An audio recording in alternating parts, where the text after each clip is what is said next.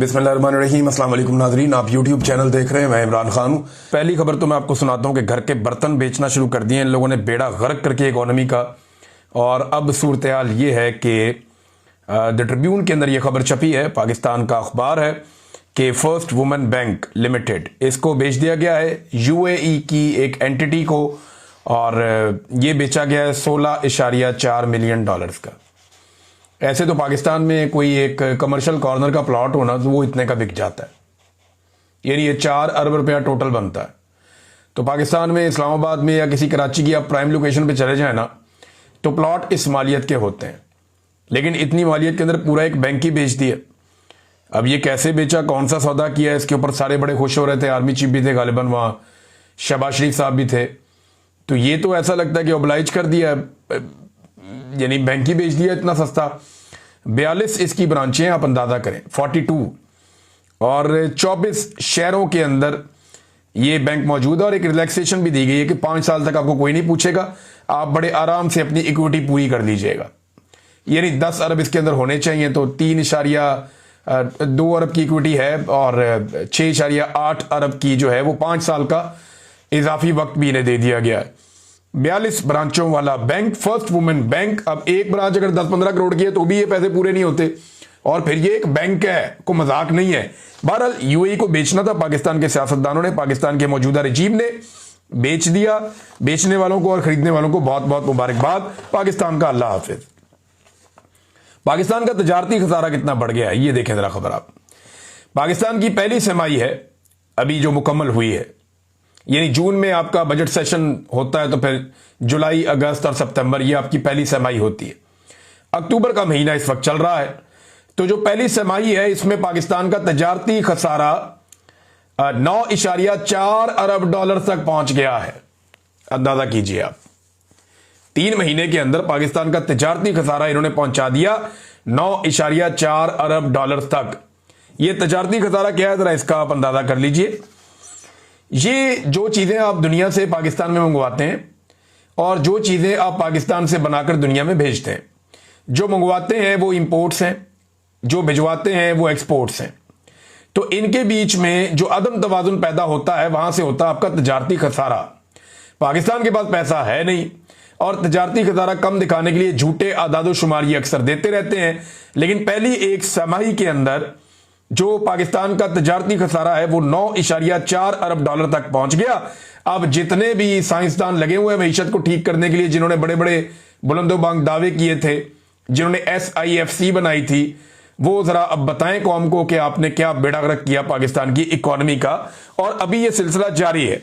ख्वाजा आसिफ साहब ने बताया कि शहबाज शरीफ साहब, फील्ड मार्शल अस्करी की आदत, और बाकी लोग कुछ CM वगैरह भी थे मुख्तलिफ सूबों के, ये इजलास में थे। उन्होंने, ख्वाजा आसिफ ने दावा किया कि साने मुरीद के क्यों वहां पे सराहा गया जो मुरीद के अंदर हुआ, बल्कि यह कहा गया कि पंजाब हुकूमत की तकलीद करनी चाहिए, सारों को NG टोन के रखो। और साथ में यह कहा गया कि सॉफ्ट स्टेट का जो इमेज है उसे खत्म करके हार्ड स्टेट की शनाख्त बनानी होगी पाकिस्तान की, ताकि अवाम को पता चल जाए कि अब किसी की खैर नहीं है। अंदाजा करें आप। और मैं आपको एक बात क्लियर कर देता हूं, जो बाहर दिखाई दे रहा है वो ये है कि पाकिस्तानियों को तहरीक लब्बैक के खिलाफ खौफनाक ऑपरेशन करके एक पैगाम दे दिया गया, और ये बता दिया गया है कि अगर किसी ने मुखालफत की या मुजामत की इसराइल और पाकिस्तान के रिलेशंस पे या पाकिस्तान की बदलती हुई पॉलिसी पर, तो उसके खिलाफ वो किया जाएगा जो यहां पे मुरीदके में किया गया। ये एक एग्जाम्पल सेट की गई है रियासत की जानिब से। एक और चीज मैं देख रहा था, तहरीक लब्बैक सारी की सारी गायब हो गई। ये पाकिस्तान तहरीक इंसाफ को ताने देते रहे 3.5 साल तक। मैं को ताना नहीं दे रहा, लेकिन मैं ये बता रहा हूं कि देखें अल्लाह रब्बुल इज्जत का निजाम, कि तहरीक इंसाफ को शाबाश यहां मिलनी चाहिए कि 3.5 साल से ज्यादा हो गए, उन्होंने बहुत मार खाई, बहुत मार खाई। 3.25 साल होने वाले हैं, तबाही फेर दी उनकी उन्होंने। लेकिन आज भी तहरीक इंसाफ रेजिस्ट कर रही है, मुकाबला कर रही है, मुजामत कर रही है। जबकि तहरीक लब्बैक को 1 हफ्ता हुआ भी सिर्फ इस लड़ाई में उतरे हुए। 1 हफ्ता पहले उनके ऊपर क्रैकडाउन हुआ, और तब से लेकर अब तक अब कोई बंदा नहीं मिलता जिससे आप बात करें। मैं सारा दिन कोशिश करता रहा हूं कि तहरीक लब्बैक के कोई जिम्मेदारान मेरे मत्थे लगे, मैं उनसे पूछूं कि जनाब बताएं सूरत हाल क्या है, और कोई तो कुछ बताए ना। कोई नजर नहीं आता, ना सोशल मीडिया पे ना मीडिया पे। जिनके नंबर थे वो भी सारे गायब हैं। जिन लोगों से रब्ता करो वो कहते हैं जी कोई राब्ते में नहीं। सहाफियों से कहा, उन्होंने कहा जी सभी गायब हैं, सारे के सारे अंडरग्राउंड हो गए। तो तहरीके इंसाफ ने अपनी पसली साबित की है वक्त के साथ साथ, जिनको हमेशा ताने दिए जाते थे। अब नाजरीन, शहबाज शरीफ साहब ने ना इस मौके पे एक बड़ी अजीबोगरीब बात की। अब बड़ा गुस्सा आएगा कई लोगों को जब मैं ये बात करूंगा, लेकिन मुझे ये बात करनी है। वजह यह है कि मैं ये बात नहीं करूंगा ना तो ज्यादती हो जाएगी। शहबाज शरीफ ने कहा कि मुझ समेत पूरी कौम आर्मी चीफ को खराज तहसीन पेश करती है। शहबाज शरीफ साहब, आप कौम के बिहाफ पे बात नहीं कर सकते। वजह यह है कि कौम ने आपको मुस्तरद किया है। आप आसिम मुनीर साहब के बिहाफ पे बात कर सकते हैं क्योंकि उन्होंने आपको मुंतखब किया है। कौम ने आपको मुस्तरद किया, आपको वोट नहीं डाले, लिहाजा आप कौम के बिहाफ पे कोई बात ना करें कि मैं कौम के हवाले से ये बात कर रहा हूं। कौम किस बात पे खराज तहसीन पेश कर रही है, जरा चंद चीजें मैं आपके सामने रख देता हूं। क्या कौम 9 मई पर खराज तहसीन पेश कर रही है या 26 नवंबर पर? साने मुरीदके पे खराज तहसीन पेश कर रही है या 8 फरवरी 2024 के इलेक्शन चोरी करने पर? जबरी गुमशुदगियों पर खराज तहसीन पेश कर रही है या मईशत की मुकम्मल तबाही पर? जुल्म, जबर और फस्तायत पर खराज तहसीन पेश कर रही है या दहशतगर्दी में बेपनाह और खौफनाक इजाफे पर? गुर्बत और महंगाई में बेपनाह इजाफे पर या इद्दत जैसे घटिया केसों के ऊपर कौम खराज तहसीन पेश कर रही है? या फिर इसराइल के बारे में जो हमने पॉलिसी बदली है उस पर खराज तहसीन पेश कर रही है? पाकिस्तानियों के मुल्क छोड़कर जाने पर 30 लाख आदमी पाकिस्तान छोड़कर चला गया, या फिर सरमाया पाकिस्तान से लगातार बैरून मुल्क जाने पर खराज तहसीन पेश कर रही है? गंदम के स्कैंडल पर या चीनी के स्कैंडल पर या बढ़ते हुए ड्रोन हमलों पर और रोज गिरती हुई लाशों पर, किस चीज पर पाकिस्तान की कौम खराज तहसीन पेश कर रही है?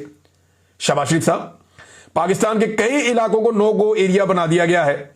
30 लाख पाकिस्तानियों ने मुल्क छोड़ दिया है। खित्ते में सबसे कम हमारी इनकम होती चली जा रही है। गुर्बत, पाकिस्तान आधा जो मुल्क है वो गुर्बत की लकीर के नीचे जा रहा है और दुनिया के बदतरीन पासपोर्ट की फहरिस्त में हम शामिल हो गए हैं।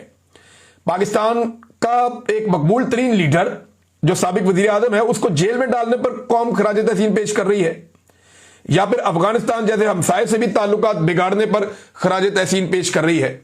अभी मैं एक खबर देख रहा था, जर्नलिस्ट ने उन्होंने क्लेम किया कि अफगानिस्तान ने भी पाकिस्तान के साथ खेलने से इनकार कर दिया। अंदाजा करें, पहले इंडिया नहीं खेलता था, अफगानिस्तान भी नहीं खेलता। यह पाकिस्तान की डिप्लोमेसी चल रही है, यह पाकिस्तान के हालात हैं। भाई, आप क्रिकेट के लिए पहले इंडिया की मिन्नतें करते थे, अब आप अफगानिस्तान की जाके मिन्नतें करें कि आओ जनाब हमने आपके साथ क्रिकेट खेलनी। और ये वो अफगानी हैं जिन्होंने पाकिस्तान के अंदर क्रिकेट खेल खेलकर सीखी है। ये पेशावर में खेलते रहे हमारे लड़कों के साथ, यही पाकिस्तान में इन्होंने क्रिकेट सीखी, यही ट्रेनिंग की, यही पल के बड़े हुए और अब क्रिकेट टीम बन गई। अब हम उस टीम के साथ भी नहीं खेल सकते। वजह क्या है? हमने अफगानिस्तान के साथ भी अपने ताल्लुकात बिगाड़ दिए। अशरफ गनी था और हामिद करजई था, उसके साथ भी ताल्लुकात खराब थे। तब आप तालिबान के साथ थे, अब तालिबान आ गए, अब आप उनके साथ हैं और तालिबान से आपके ताल्लुकात खराब है। आपने कसम खाई हुई है कि आपने हमेशा अफगानिस्तान में वो पॉलिसी रखनी है जो पाकिस्तान को लगातार नुकसान पहुंचाए और आपने हमेशा अफगानिस्तान को अपना एक दुश्मन बना के रखना है।